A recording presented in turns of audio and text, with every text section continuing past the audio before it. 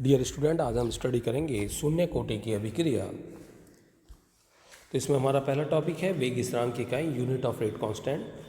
देखिए, वेग स्थिरांक की इकाई अभिक्रिया की कोटि पर निर्भर करती है। यदि आप कोई अभिक्रिया है आपके पास, ए से उत्पाद बनना है कोई, है ना, ए से उत्पाद बनना है, सपोज कीजिए 2a इक्वल टू उत्पाद है, तो हमारे पास जो r है, r इज इक्वल टू के ए की पावर n, अभिक्रिया का वेग क्या आएगा, r इज इक्वल टू के ए की पावर n, जहाँ n अभिक्रिया की कोटि है। यानी जो वेग है अभिक्रिया का, वो अभिक्रिया की कोटि पर निर्भर करता है। अतः k की इकाई क्या हो जाएगी, यदि इस k की हम इकाई निकालें तो k की इकाई क्या हो जाएगी, r अपॉन ए की पावर n, जहाँ ये r क्या है, ये वेग है। तो हमारे पास वेग अपॉन सांद्रता की पावर n, यानी a क्या है, ये अभिकारक की सांद्रता है, और n क्या है, ये अभिकारक के वे मोल हैं जो प्रायोगिक रूप से अभिक्रिया के वेग का निर्धारण करते हैं। तो वेग अपॉन सांद्रता की पावर n, यानी कि मोल पर लीटर पर सेकंड। वेग की इकाई क्या होती है, वेग क्या होता है, r इक्वल टू क्या होता है, dx upon dt, dx upon dt। dx क्या है, अभिकारक की सांद्रता बटे समय परिवर्तन। तो dx सांद्रता क्या होती है, मोल पर लीटर, सांद्रता होगी हमारे पास मोल पर लीटर, ये वेग की ये सांद्रता है, और नीचे क्या आ रहा है, dt, dt जब समय ऊपर पहुंच जाएगा तो पर सेकंड। तो इस प्रकार आप वेग की इकाई निकाल सकते हैं। नीचे आ रही है सांद्रता, सांद्रता क्या होती है, मोल पर लीटर, मोल पर लीटर की पावर n। तो अब ये जो मोल पर लीटर की पावर n है, इस मोल पर लीटर की पावर n, यहाँ जो 1 है, ठीक है, अब ये n पहुंच जाएगा ऊपर, यहाँ कितना है, 1 है, तो 1 माइनस n, और लीटर पे कितना है, -1 है, तो ये n-1 हो जाएगा, ठीक है, पर सेकंड। यानी यदि आपको k की इकाई निकालनी है, ठीक है, तो मोल 1-1, मतलब यदि आपको k की इकाई निकालनी है तो आप क्या करेंगे, unit of k is equal to, हमारे पास अभी क्या है, मोल आया, मोल की पावर कितनी थी, 1 माइनस n पर लीटर, यानी लीटर पर माने -1 था, तो यहाँ क्या हो जाएगा, उल्टा हो जाएगा, और पर सेकंड। तो इस प्रकार आप किसी की, यानी सेकंड तो आना ही आना है, यानी ये जो n है, ये क्या है, यहाँ पर ये जो n है, ये क्या है, ये है अभिक्रिया की कोटि। सपोज कीजिए आपके पास है शून्य कोटि की अभिक्रिया, जीरो ऑर्डर रिएक्शन, चलिए छोड़िए, शून्य कोटि की अभिक्रिया आप ऐसे कर लीजिएगा। तो शून्य कोटि की अभिक्रिया के लिए n कितना हो गया, 0 हो गया, तो इसकी k की इकाई क्या होगी, मोल 1 माइनस 0, लीटर 0-1 और s-1, यानी मोल पर लीटर, ये 1 रह गया यहाँ पर, ठीक है, ये क्या आ गया, पर लीटर पर सेकंड, मोल पर लीटर पर सेकंड। तो इस तरीके से आप इकाई ज्ञात कर सकते हैं। तो यहाँ पर आप इस तरीके से जो इकाई हैं उसे ज्ञात कर सकते हैं। अब देखिए आगे आपके पास यहाँ पर शून्य कोटि की अभिक्रिया दिखाई दे रही है। शून्य कोटि की अभिक्रिया के लिए k की विमा n इक्वल टू कितना आ गया, 0 आ गया। k की विमा यदि आप देखें तो क्या आ रही है, मोल पर लीटर पर सेकंड आ रही है। ऐसे ही आप प्रथम कोटि की अभिक्रिया के लिए देखें, n इक्वल टू क्या हो जाएगा, 1 हो जाएगा। तो 1-1, और यहाँ भी 1-1 और पर सेकंड। तो प्रथम कोटि की अभिक्रिया के लिए k की विमा कितनी होगी, पर सेकंड। यानी यदि कोई अभिक्रिया दे रखी हो और वहाँ उस अभिक्रिया के लिए k की विमा यदि आप देखें तो उस k की विमा से अभिक्रिया की कोटि भी आप ज्ञात कर सकते हैं। सपोज कीजिए आपको पास कोई अभिक्रिया दे दी और उसमें जो उसका वेग स्थिरांक है उसकी मान 6.022 पर सेकंड है, तो वो पूछ सकता है कि कौन सी कोटि की अभिक्रिया है। यानी k का मान उन्होंने दे दिया, k इक्वल टू 2.022 पर सेकंड k का मान है, इस अभिक्रिया की कोटि बताओ। तो आपको गुणा भाग करने की जरूरत नहीं है, वहाँ सीधा आप इसकी इकाई से, क्योंकि पर सेकंड आ रहा है, पर सेकंड किसकी इकाई है, प्रथम कोटि की अभिक्रिया की, सीधा कोटि आप बता सकते हैं कि ये प्रथम कोटि की अभिक्रिया है। तो बोर्ड की परीक्षा में तो बहुविकल्पीय प्रश्न में ये प्रश्न बहुत ही ज़्यादा पूछा जाता है। ऐसे ही आप सेकंड ऑर्डर रिएक्शन निकाल सकते हैं, n इक्वल टू 2 कर n इक्वल टू 2 आ गया, तो 1-2 और 2-1, तो 1-2 का मतलब है मोल -1 लीटर पर सेकंड। इसी प्रकार आप तृतीय कोटि की अभिक्रिया स्वयं निकालेंगे। ठीक है। अब आपके पास है समाकलित वेग समीकरण। ये बहुत इंपॉर्टेंट चीज़ है, जो समाकलित वेग समीकरण है ये बड़ी इंपॉर्टेंट चीज़ है कि विभिन्न कोटि की अभिक्रियाओं के लिए अलग अलग समाकलित वेग समीकरण होती हैं। जो विभिन्न कोटि की अभिक्रियाएं हैं उनके लिए अलग अलग इंटीग्रेटेड रेट इक्वेशन होती हैं, क्योंकि सामान्य रूप से हम अभिक्रिया का वेग निकाल नहीं पाते हैं, तो इंटीग्रेशन से ही निकालते हैं। तो वो देखते हैं हम कैसे निकलता है। देखिए, वे अभिक्रियाएं जिनका वेग अभिकारक की सांद्रता के 0 घातांक के समानुपाती होता है शून्य कोटि की अभिक्रिया कहलाती हैं। यानी शून्य कोटि की अभिक्रियाएं वे अभिक्रियाएं होती हैं जिनमें अभिक्रिया का वेग अभिकारक की सांद्रता पर निर्भर करता ही नहीं है, तो वे शून्य कोटि की अभिक्रिया होती है। मान लीजिए आपके पास अभिक्रिया R=P है, तो अभिक्रिया का वेग क्या होगा? R=K R⁻0। R⁻0 क्यों आ गया? R पर निर्भर ही नहीं कर रही है इस अभिक्रिया की गति। तो R क्या है? अभिकारक कौन है? R। तो इसका वेग क्या होगा? -dR/dt K R⁻0। अभिक्रिया का वेग क्या होता है? सांद्रता परिवर्तन बटे समय परिवर्तन। अभिकारक के परिप्रेक्ष्य में इसको माइनस ले लेते हैं, -dR/dt K R⁻0। तो यहाँ पर R क्या आ गया? हमारे पास R आ गया -dR/dt K। ठीक है। अब यदि आप यहाँ इस R को हटा दें तो आप यहाँ देखेंगे dR ये dt चला गया इधर, तो K dt हो गया।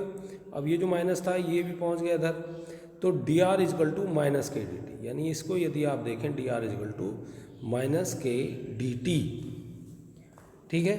शून्य कोटि की अभिक्रिया के लिए R की पावर जो 0 है वो क्या होगी? 1 होगी, तो -dR/dt K रह गया। अब इसमें यदि आप dr ज्ञात करेंगे तो dR -K dt आ जाएगा। अब यहाँ हम दोनों तरफ समाकलन ले लेते हैं। समाकलन लेने पर ये जो अभिक्रिया थी हमारी R=K dt जो थी, तो यहाँ पर R आएगा -K dt + I। इस चीज़ को आप रट लें यदि समझ में नहीं आता है। मैथ वाले बच्चे आसानी से समझ सकते हैं कि जब किसी इक्वेशन का समाकलन किया जाता है तो किस तरह से वो चीज़ आती है। तो यहाँ पर क्या होगा कि जब इसका समाकलन करेंगे तो हमारे पास जो इक्वेशन आएगी समाकलन स्थिरांक आता है, तो R -KT, D हट जाता है, डिफरेंशिएशन हट जाता है यहाँ से, +I, जहाँ I क्या है? समाकलन स्थिरांक है। अब यहाँ ये देखिए जो T है, यदि ये T प्रारंभिक समय हो, T = 0 समय हो, तो R की सांद्रता R0 होगी। यानी जो अभिकारक है उसकी सांद्रता कितनी होगी? R0 क्या है? अभिकारक की प्रारंभिक सांद्रता। प्रारंभिक सांद्रता कौन सी है? जब अभिक्रिया शुरू भी नहीं हुई है, प्रारंभ में लेके चल रहे हैं हम उसे, तो R0 अभिक्रिया की प्रारंभिक सांद्रता है समीकरण 1 में R का मान रखने पर। अब ये जो समीकरण 1 है इसमें हमने R का मान R0 रख दिया, T का मान क्या आ गया? 0। तो -K × 0 I, तो R0 बराबर क्या आ गया? I आ गया। अब हमारे पास समाकलन स्थिरांक का मान आ गया R0 I। देखिए I का जो ये मान है हमने यहाँ समीकरण 1 में रख दिया है। एक कौन सी है समीकरण? ये वाली। अब हमने ये I का मान समीकरण 1 में रख दिया है, तो हमारे पास I की जगह क्या आ गया? R0 आ गया। अब समीकरण हमारे पास R -KT + R0, ये समीकरण नंबर 2 है। अब इस समीकरण को देखिए, यहाँ पर R0 क्या है? T = 0 समय पर अभिकारक की प्रारंभिक सांद्रता, और R क्या है? T समय बाद अभिकारक की शेष मात्रा या सांद्रता। ठीक है। यह समीकरण सरल रेखा समीकरण है। इस समीकरण को यदि आप देखेंगे तो ये एक सरल रेखा समीकरण है। सरल रेखा समीकरण होती है y = mx + c। ठीक है। y = mx + c के समान यदि R तथा T के बीच ग्राफ खींचें। अब ये इक्वेशन और ये इक्वेशन, इन दोनों के बीच यदि इनको देखते हुए एक ग्राफ खींचा जाए तो ये सरल रेखा समीकरण है। तो R तथा T, ये R और नीचे आ गया T, R तथा T के बीच ग्राफ खींचें तो एक सीधी रेखा प्राप्त हो रही है ये। ठीक है। इस रेखा का ढाल -K, ये इस रेखा का जो झुकाव आ रहा है -K। ठीक है। इस रेखा का ढाल जो है -K एवं अंतःखंड जो है इसका यदि अंतःखंड की बात करें, इस अंतःखंड की बात करें तो R0 के बराबर होता है। इसका ढाल किसके बराबर है? इसका जो ढाल है वो -K के बराबर है, और इसका जो अंतःखंड है वो R0 के बराबर आता है। अब हमारे पास शून्य कोटि की अभिक्रिया के लिए सांद्रता का समय के परिवर्तन आलेख ये ऊपर दिया गया है। समीकरण 2 को पुनः सरल करने पर अब यदि समीकरण जो 2 है हमारी, ये समीकरण 2 है, इसको पुनः हम यदि सरल करें यानी इसको देखें हम, तो यहाँ इसको किसके के परिप्रेक्ष्य में निकालें तो होगा क्या? यदि इसको के परिप्रेक्ष्य में हम निकालेंगे तो ये देखिए आप, ये r माइनस कहाँ पहुँच जाएगा, इधर आ जाएगा, तो ये r0 minus r upon t। अब इन दोनों की पोजीशन यहाँ चेंज हो गई, तो माइनस हट गया r0 माइनस r से। यदि r माइनस r0 करते तो आपको माइनस देना पड़ता, तो k is equal to r0 minus r upon t। ये शून्य कोटि की अभिक्रिया के लिए वेग स्थिरांक का व्यंजक है और ये इम्पोर्टेंट भी है, शून्य कोटि की अभिक्रिया का और प्रथम कोटि की अभिक्रिया का। केवल 2 व्यंजक आपके लिए इम्पोर्टेंट हैं। अब शून्य कोटि की अभिक्रिया के कुछ उदाहरण हम देख लेते हैं। अब शून्य कोटि की जो अभिक्रिया है इसके कुछ उदाहरण देख लेते हैं हम। जैसे यहाँ पर पहला उदाहरण है H2 + Cl2 = 2HCl। ये सबसे ज़्यादा पूछी जाने वाली अभिक्रिया है कि जब कोई अभिक्रिया सूर्य के प्रकाश में होती है तो वो सामान्यतः शून्य कोटि की अभिक्रिया होती है। यदि कोई अभिक्रिया उत्प्रेरक की उपस्थिति में होती है तो सामान्यतः वह भी शून्य कोटि की अभिक्रिया होती है। तो उत्प्रेरक Au के पृष्ठ पर N2O का अपघटन, जो उत्प्रेरक है, ठीक है, गोल्ड उत्प्रेरक क्या है, ये सोना जो है ये उत्प्रेरक है, इसमें N2O का अपघटन, N2O = N2 + ½ O2। उत्प्रेरक टंगस्टन के पृष्ठ पर अमोनिया का अपघटन, ये अमोनिया है, ये गर्म कर दिया हमने, ये नाइट्रोजन और ये यहाँ पर हाइड्रोजन बाहर निकल जाती है, ठीक है। इस प्रकार ये इसके एग्जाम्पल्स हैं।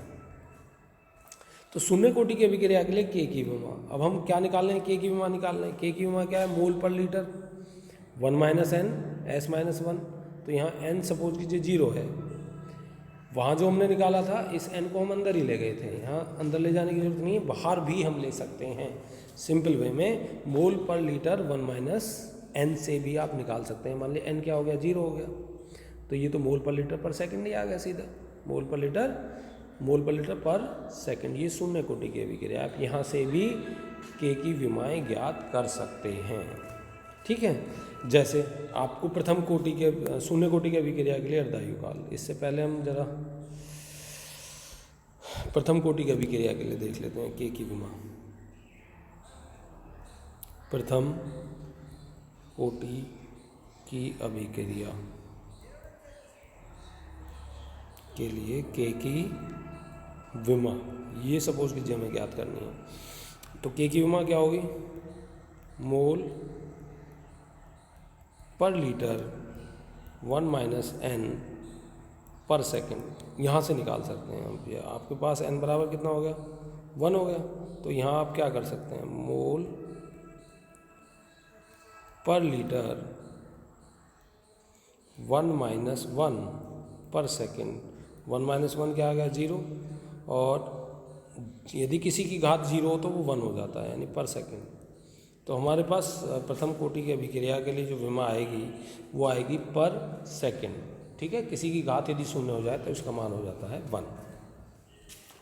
चलिए फिर से हम चलते हैं शून्य कोटि की अभिक्रिया के लिए अर्ध आयु काल। देखिए अर्धायु काल यानी हाफ लाइफ पीरियड है क्या, देखिए वह समय जिसमें किसी भी पदार्थ, कोई भी पदार्थ अपनी प्रारंभिक मात्रा के आधा रह जाए, वह समय अर्ध आयु काल कहलाता है। कोई पदार्थ है यदि वो किसी समय में अपनी प्रारंभिक मात्रा का क्या रह जाए, आधा रह जाए, तो वो क्या कहलाएगा, अर्ध आयु काल कहलाएगा।